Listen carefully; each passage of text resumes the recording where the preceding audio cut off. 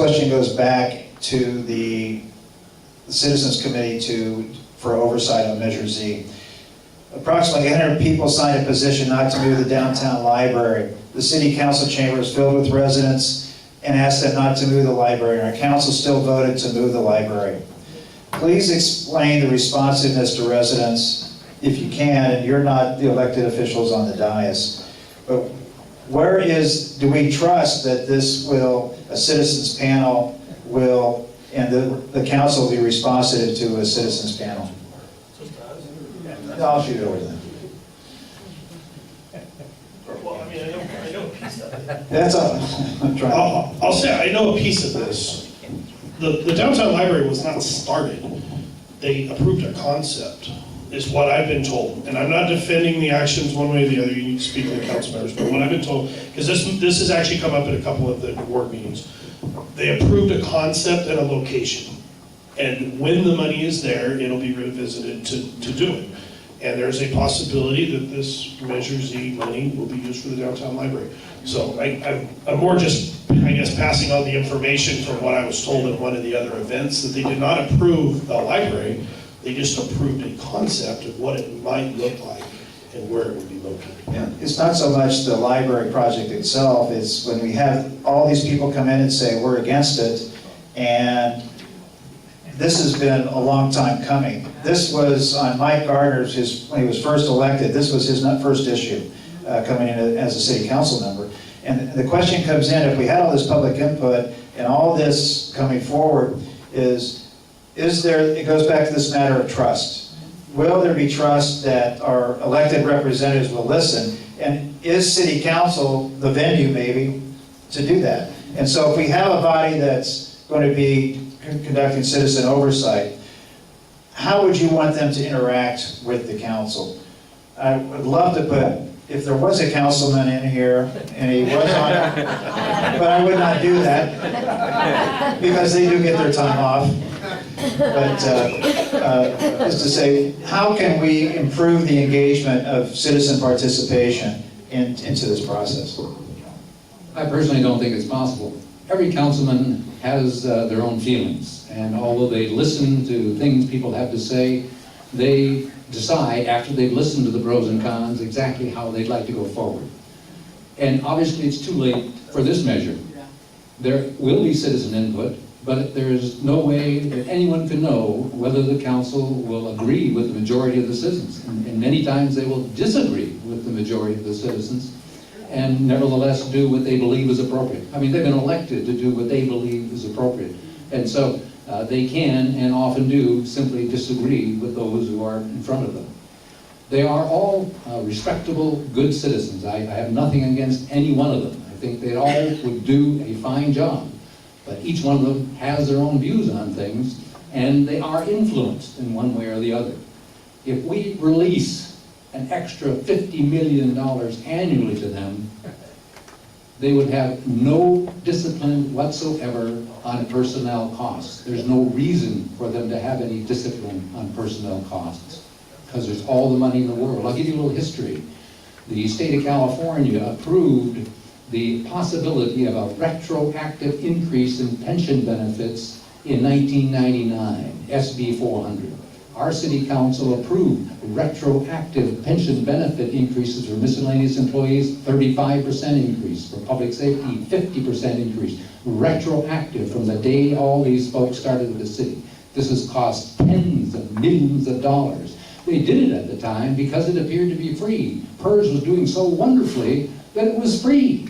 Well, things changed and it's no longer free. Tens of millions of dollars for those retroactive pay increases, pension increases.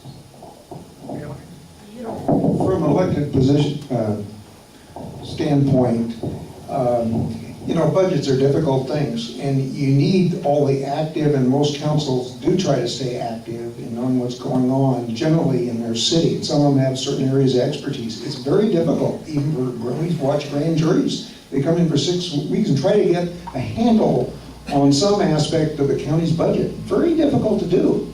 So we have to be reliant on your council and your elected officials together with their expert budget people, city manager and so forth.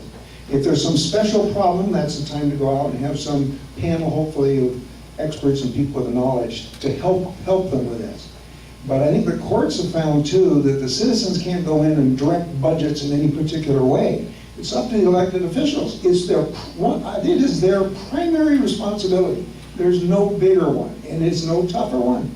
That's the reason the job of council member, particularly in the city of size of Riverside, with all the diversity that it has, even though it has these enormous resources, it's still very difficult to do this kind of balancing act from year to year. What we're saying is when they put something on the ballot for the citizens on, I was surprised at that, because it is too complex for all of us to really get up to speed on this thing. Why are they putting it on the ballot? Why aren't they working within their existing resources, and their revenue increases, which seem to me and Paul and our team to be more than ample to handle these kinds of changes? Why aren't they doing that first? So I hope we can defeat this measure and go back to handling the budget with our council in the primary role, and doing so in a constructive and far-reaching. We need to look ahead, as many people have said today. Real quick, and then I'll give it to Tim. I think what the council's talked about is even with the projections from an independent auditor and their own projections of the future of 5 years and the increases that are coming into the general fund, the revenues will not keep pace with the needs, the unfunded, undecided critical needs with respect to fire stations and police stations and city buildings and things of that nature. So I think it's a pace issue more than anything else. That they see that, yes, there's revenue that's coming regardless of Measure Z passing, but the revenue that's coming without Measure Z passing is going to not keep pace with what we need to do infrastructure-wise, to include hiring of personnel, equipment, and all the things that go with it. The pension piece, and I love to talk about the pension piece. The pension piece has been handled. The state of California has done the Pension Reform Act of 2011. The city of Riverside has negotiated with every labor union. Current employees are picking up their portion of the pension costs. So we can go back, Paul, we can get in the time ship and go back to the 80s and we go to the 90s, and I'll tell you that in 2006, when the governor gave the new pension system in, you could then leave all pensioners basically got a third more towards their retirement than what they ever paid into themselves or the city. The enhanced safety retirement and the enhanced public workers retirement in 2006, and you can ding me if you want, but I think they need to hear it. In 2006, a man that left working any capacity in the city, and I'll use public safety as an example, if they worked 3 years, at the time, if they worked for 30 years, they would retire with 2% of their salary. So they could leave at 60%. The governor changed the code when it comes to PERS and allowed those same pensioners to walk away after 30 years with a whole percent more, 30%. So they walked out making 90% of their salary, where they never paid a dime. The city of Riverside, the citizens of Riverside, no one ever paid a dime into the pension system for those employees that the governor at the time, Davis and Schwarzenegger right behind him, let them do that. And they did it because the pension was there at the time. So that's, I mean, if you want to know how pensions got to where they're at, the reality of it is it was an elected official's decision supported by the voters of the state of California that thought Ray Davis and Arnold Schwarzenegger were doing a phenomenal job, and you got this other nut in the governorship right now who's more worried about prison realignment than having a workers' compensation code to deal with public safety workers that are grievously injured in the line of duty. But he'd rather... Well, let's keep it local now. Let's keep it local. Well, statewide pension is the issue. Local or not, it's a statewide pension issue. We're glad that Measure Z so far is not a partisan issue.